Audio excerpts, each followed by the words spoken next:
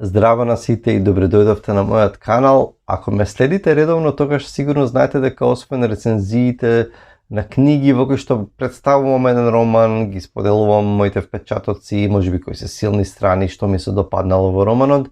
почнав да снимам и видеа најчесто за подолги раскази или за новели, пократки романи, значи важни дела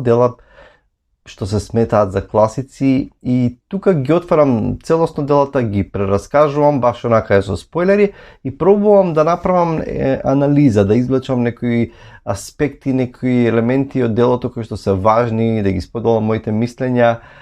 До сега имам неколку такви видеа, преобразба од Кафка, од Мелвил, писарот Бартлби, беше еден од најпознатите, ако и не најпознатиот расказ на Джеймс Џојс Мртвите, значи зборувам и за тој расказ. Значи ова се дела во кој што се е отворено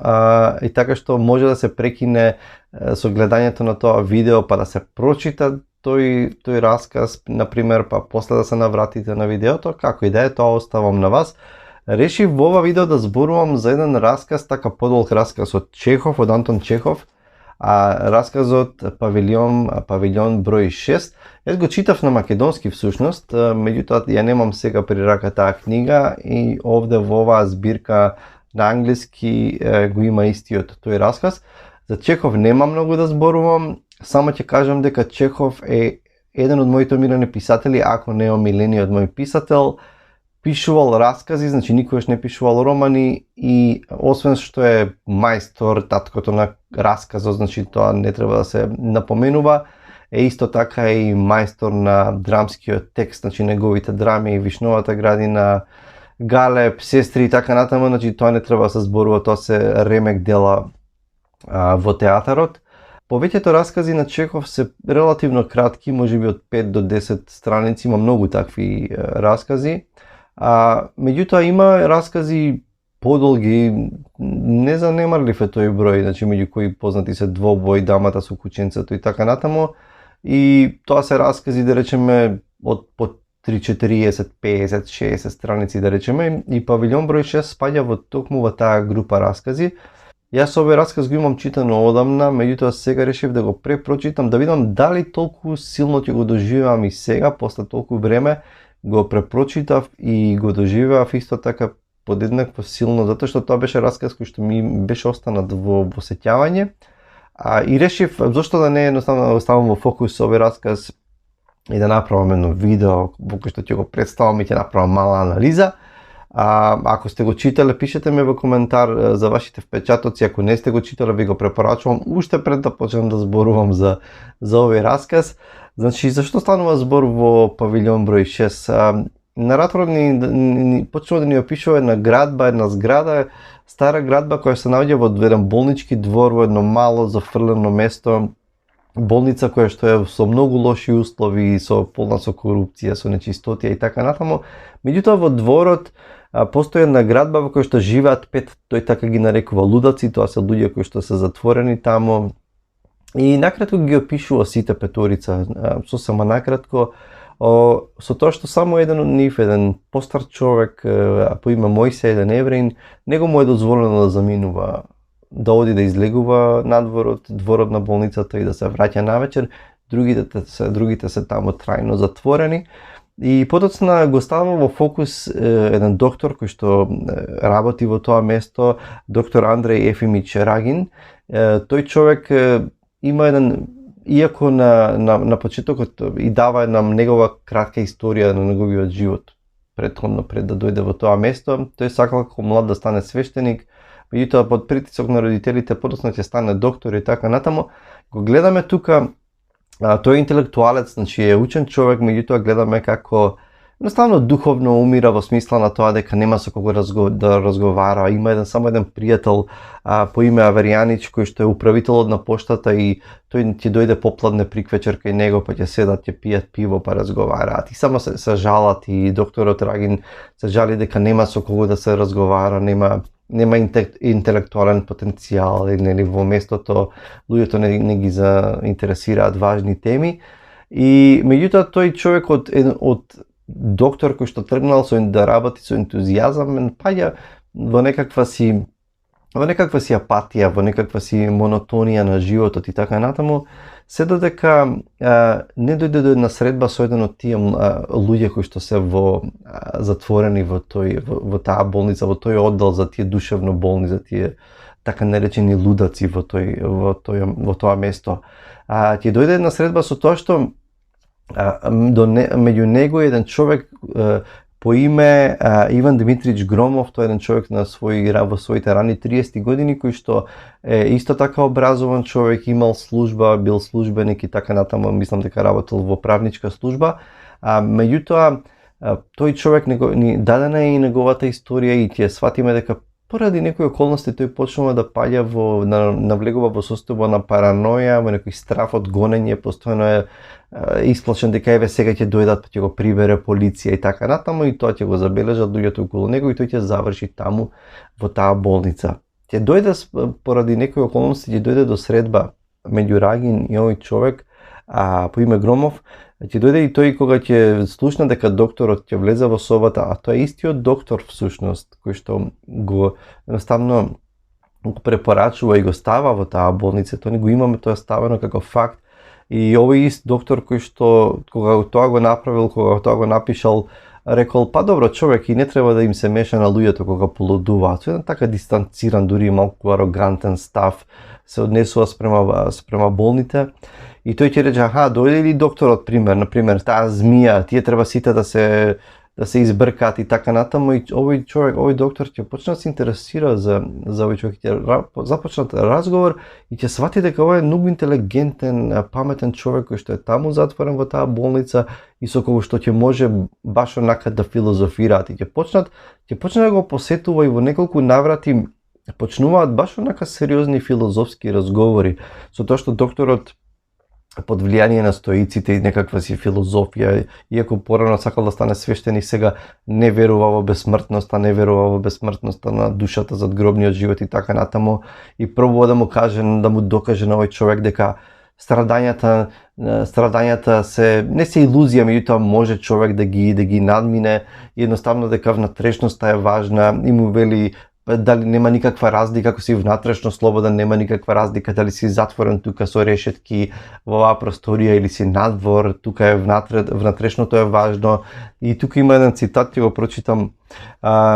Меѓу топлата и удобна работна соба и овој павилјон нема никаква разлика, рече Андреј Ефимич.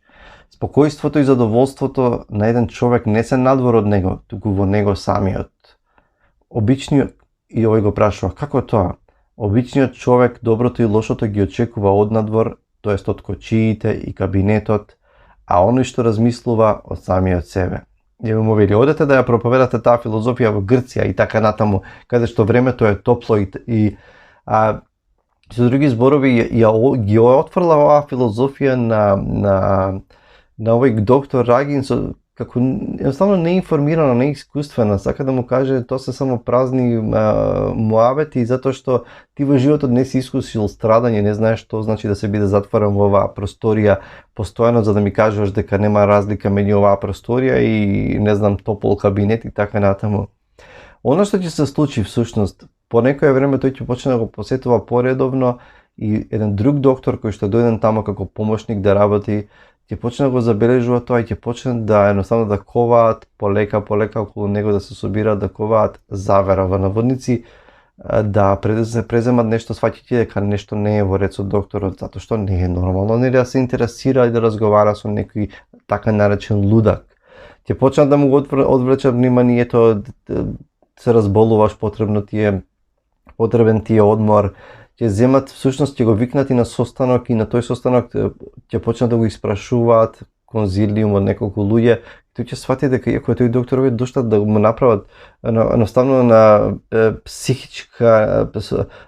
проценка на неговата психичка состојба, и тој ќе го свати тоа. Овој човек, управникот на поштата, ќе го однесе на патување во Полска, не знам, во Петербург, во Москва, и тој само ќе седи затворен дома и сваќа дека едноставно нема што повеќе да се занимава со нив, за да во еден момент ситуацијата ескалира во една ситуација, тој ги избрка и фрли со шиша по нив, ги избрка докторот и управникот на поштата,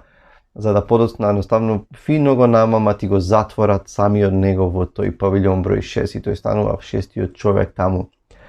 затворена во тој павилјон и сваќа дека во прв момент можеби го игнорира тоа, се помирува со тоа, меѓутоа сваќа дека што се всушност и го земал здраво за готово што го има и сега сваќа дека не може да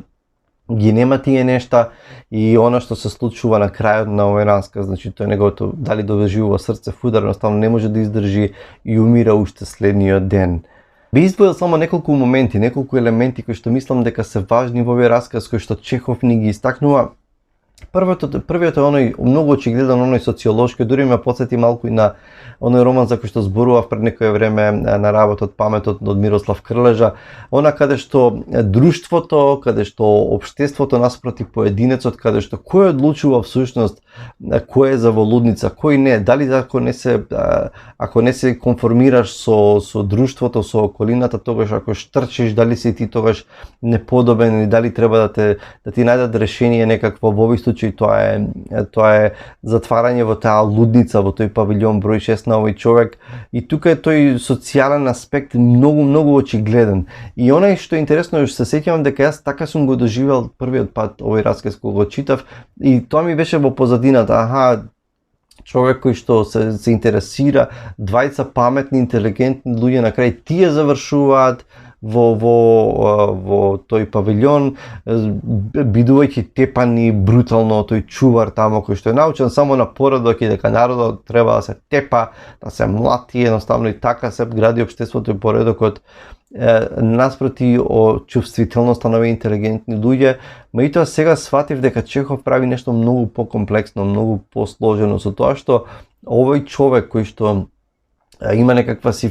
животна филозофија која што гледа надменно и нели за кого што страдањата па и така не се ништо, па и така крева раце веќе не се вложува да ги лечи болните, па и така ќе умрат еден ден, па и така се стари, па и така се многу болни и така натаму. Тој дури подоцна ќе свати, ќе научи лекција прекасно дека всушност тој не знаел како изгледа реалниот живот и како изгледале страдањата, и тој екзистенцијален момент каде што тој дури подоцна сваќа како му било, едноставно му се отвараат очите за како му било на другиот, како му било на Иван Дмитрич Громов затворен тамо, кој што му била одземена цела слобода и не може да излезе. Едноставно Чехов така ги поставува работите да се многу покомплексни отколку само да кажеме еве друштвото го осуди овој човек кој што сосема здрав го стави во таа лудница. Меѓутоа е многу покомплексно, всушност и овој човек доживува некакво прочистување, да речеме некаква катарза, и дури во последен момент сваќа што значи да се земаат работите здраво за готово и да се изгубат тие нешта, и всушност му се отвараат очите за страдањето на другите, дека секој страда на собствен начин и така натаму. Многу ова се некои од аспектите кои што едноставно Чехов ги истакнува, особено на едно место читав дека во тоа време, нели, ова се два лика кои што се одредена интелектуална, не елита, меѓутоа одредени интелектуални кругови кои што така имале можеби дистанциран однос настрана, можеби гледајќи малку надмено врз нели обичните селани или работниците и таквите некакви долни класи кои што они тие гледале и тоа е се со филозофирање, со не знам објаснување на нештата, меѓутоа кога ќе влезеш во самата екзистенција која што е полна со страдање, со болка од земена слобода и така натаму, тогаш сето тоа не паѓа во вода, меѓутоа се гледа од поинаква перспектива кога ти самиот ќе го доживееш. И Чехов, како што е мајстор да не проповеда, да речеме, да не пренесува лекции, туку да ни ги даде објективно работите такви какви што се, меѓутоа многу интелигентно, многу паметно, тоа го прави исто така на одличен начин во овој расказ Павилјон број 6. Мислам дека остава, ви го препорачувам да го прочитате овој расказ, да го доживеете. Сега знам дека може ова, нели ви го прераскажав, меѓутоа има многу тука што повеќе и во тие нивни разговори да го видите, да го извлечете сами за себе, да видите, можеби ќе ви се отворат нови погледи и ќе донесете нови поинакви заклучоци од овие мои заклучоци, ако ова се само неколку кои што сакав накратко да ги споделам. Ви го препорачувам Чехов, гениалниот писател, за мене поомилен и од Толстој и од Достоевски. Ви го препорачувам Павилјон број 6 од Чехов. Чувајте се и се гледаме со наредно видео. Чао!